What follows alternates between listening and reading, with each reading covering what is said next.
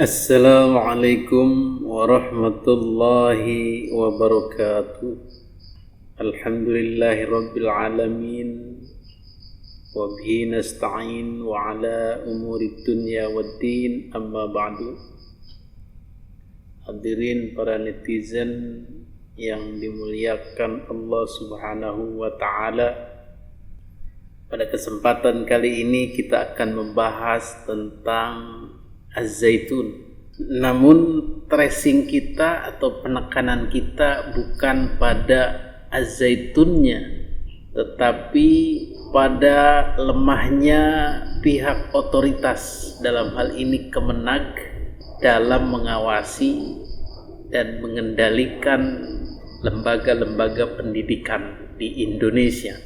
Jadi Az-Zaitun ini hanyalah sebuah gunung es. Namun sebenarnya di dalamnya ada banyak masalah, bongkahan masalah, yang diantaranya diakibatkan oleh lemahnya pengawasan negara. Jadi fenomena Az-Zaitun ini sebenarnya bukan barang baru. Ketidakberesan Az-Zaitun ini sudah sejak lama, tetapi tak kunjung mendapatkan pengawasan dan penanganan serius dari pemerintahan, dalam hal ini Kemenag, Kementerian Agama. Maka kemudian gonjang-ganjing Az-Zaitun ini hanyalah merupakan klimaks, atau ibarat penyakit ini sudah kronis dan sudah nampak gejala-gejala fisiknya. Jadi kemudian orang ribut. Tetapi yang menjadi sumber masalahnya adalah lemahnya Kementerian Agama dalam pengawasan dan penanganan yayasan-yayasan, terutama yayasan keislaman. Ini sungguh sangat disayangkan, apalagi Menteri Agama kita sekarang ini adalah dari NU dan berbasis Banser, yaitu Gus Yakut. Adapun sebelum-sebelumnya pun sama, Kementerian Agama acuh terhadap pengawasan, pengendalian, penyembuhan, kuratif, bahkan preventif, pencegahan dini.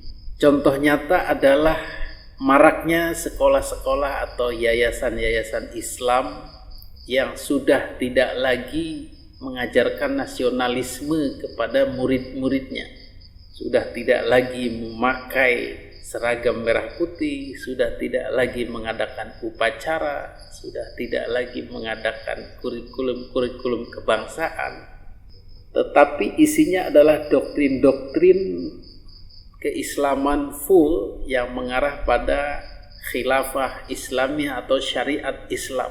Bertebaranlah sekolah-sekolah SD, SMP, SMA, bahkan perguruan tinggi yang di dalamnya adalah doktrin-doktrin Islam transnasional, Islamis, tanpa memasukkan pengajaran-pengajaran nasionalisme yang kental.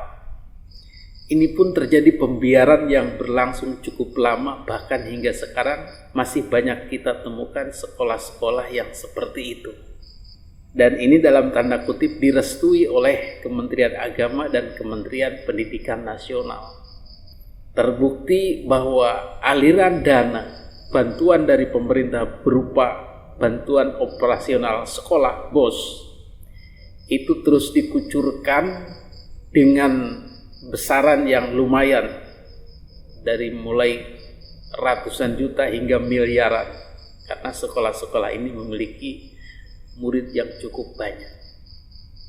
Maka kebijakan ini adalah kebijakan bodoh, karena memberi makan kepada anak macan. Dari kecil diberi makan, disuapi, kemudian setelah besar akan memakan tuannya. Maka dalam hal ini Kemenag atau negara kalah dengan organisasi-organisasi charity, pemberi dana, penyumbang dana seperti IMF atau organisasi Wahabi Timur Tengah, yang ketika mereka memberikan dananya maka harus ada kompensasi syarat dan ketentuan. Di antaranya harus menuruti atau mengikuti petunjuk-petunjuk pelaksanaan dan syarat-syarat daripada si pemberi dana. Maka jika syarat-syarat tidak dipenuhi, maka dana tidak akan dikucurkan, tidak akan diberikan. Ini sudah hal yang biasa di kalangan para pemberi dana, bank-bank, World Bank, IMF, Cina, Amerika, dan lain-lain. Ketika ada bantuan, maka dikaitkan dengan syarat dan ketentuan. Maka sekelas negara, dalam hal ini Kemenag dan Kemendiknas, Departemen Agama dan Departemen Pendidikan Nasional, jor-joran dalam masalah dana, tetapi tidak mensyaratkan untuk selalu taat dan tunduk pada ketentuan-ketentuan kenegaraannya. Misalnya dalam hal nasionalisme, dicek lagi, diperiksa lagi apakah sudah sejalan dengan Pancasila dan Undang-Undang Dasar 45 ataukah belum. Jika dalam penelitiannya ternyata banyak tidak memenuhi syarat itu, maka dana akan di stop. Tetapi ini tidak. Dana selalu dikucurkan, bantuan selalu diberikan, fasilitas-fasilitas selalu diberikan, walaupun dalam kenyataannya ideologinya atau pengajaran-pengajarannya kontraproduktif dengan negara. Ini kebodohan sebenarnya, pembiaran. Itu contoh untuk yayasan-yayasan yang tidak Pancasilais, tidak nasionalis, tetapi tetap diberikan kucuran dana. Ini pembiaran yang berlangsung lama dan tidak ada penanganan yang serius. Kemudian pengawasan yang tidak ada atau lemah atau tidak ada kontribusi Kementerian Agama, misal dalam contoh kasus pencabulan Heri Wirawan misalnya di Bandung, ini kan diketahui ketika sudah kronis, sudah memuncak dan berlangsung lama. Bayangkan saja, sudah bertahun-tahun sampai beranak pinak. Si korbannya itu baru kemudian diketahui. Ini bagaimana pengawasannya terhadap yayasan-yayasan keislaman ini? Preventifnya, kuratifnya, pengendaliannya, itu kok bisa terjadi seperti itu? Itu juga lemah. Padahal dalam kenyataannya sekolah-sekolah ini tetap diberi kucuran dana. Maka banyak yayasan-yayasan lain, sekolah-sekolah lain, pesantren-pesantren lain yang nyatanya tidak bisa dikendalikan oleh Kementerian Agama. Sehingga yang sedang ramai sekarang adalah Az-Zaitun yang juga tidak bisa dikendalikan. Tidak ada ketegasan dari pemerintah, dan ini semua akibat dari kelalaian bertahun-tahun pembiaran di satu sisi, dan di sisi lain yang ironis adalah kucuran dana yang terus-menerus.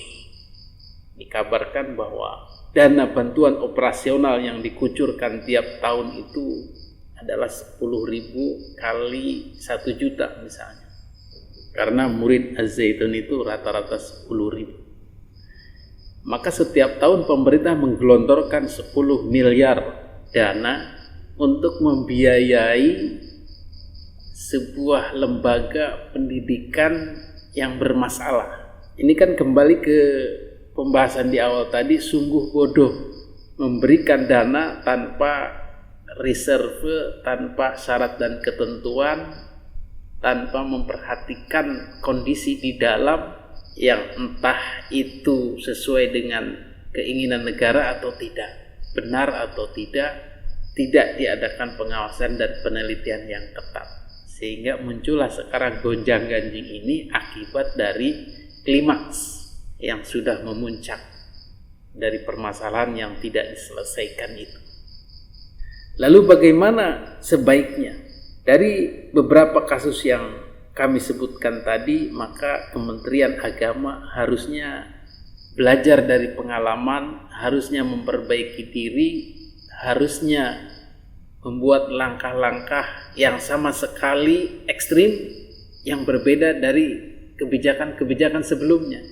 Jadi sudah tidak ada lagi seharusnya pembiaran, kelalaian, kelengahan kepada yayasan-yayasan pendidikan yang kontraproduktif dengan pendidikan nasional. Ada yang radikalis, anti Pancasila, khilafah, syariat Islam terus dibiayai. Ada juga yang asusila, tanpa diketahui terus dibiayai.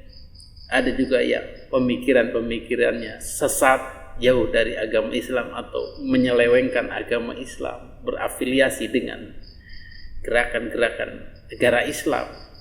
Ini kan suatu kelalaian yang membahayakan. Maka yang perlu kita demo pertama seharusnya adalah Kemenag.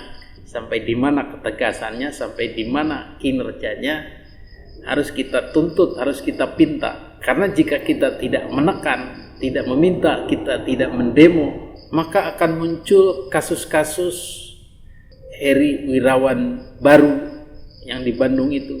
Akan muncul kasus-kasus yayasan-yayasan HTI yang menjamur di mana-mana dan terus dibiayai, yayasan-yayasan radikalis, yayasan-yayasan anti Pancasila, yayasan-yayasan syariat Islam yang baru yang bermunculan dan terus dibiayai, dan kemudian akan muncul yayasan-yayasan penyelewengan agama Islam, yayasan-yayasan sesat yang terus dibiayai. Ini kan sangat bodoh dan merugikan negara. Di samping tidak menghukumnya, malah diberi dana, diberi bantuan rutin tiap tahun. Ini kan perilaku bodoh yang membahayakan negara. Maka sudah saatnya Kementerian Agama berpikir atau sadar dengan kekeliruannya dan berusaha memperbaikinya di masa-masa mendatang. Jika tidak mampu, maka kita ajukan penggantian orang-orang, baik itu pucuk pimpinan ataupun orang-orang pelaksana, kepala-kepala di lapangan. Mudah-mudahan ini menjadi perhatian dari Kementerian Agama supaya bertindak, supaya ada kerjanya, supaya ada sifat preventifnya, sifat kuratifnya, sifat-sifat melindungi warga negara lainnya, melindungi keuangan negara juga, dan seterusnya, yang merupakan kerja daripada penyelenggara negara yang baik dan benar. Demikian mudah-mudahan menjadi perhatian kita semua.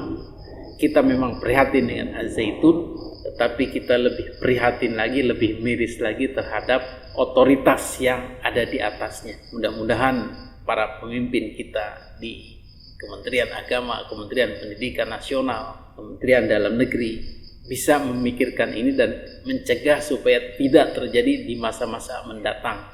Jadi titik poinnya 3 tadi, radikalis, asusila, dan penodaan agama itu harus betul-betul diperhatikan. Kalau perlu ditutup, baik itu lembaganya maupun aliran dananya, sehingga generasi muda kita terselamatkan dari yayasan-yayasan atau lembaga-lembaga pendidikan yang merusak bangsa. Hadanallahu wa iyyakum ajma'in. Wabillahi taufiq wal hidayah. Assalamualaikum warahmatullahi wabarakatuh.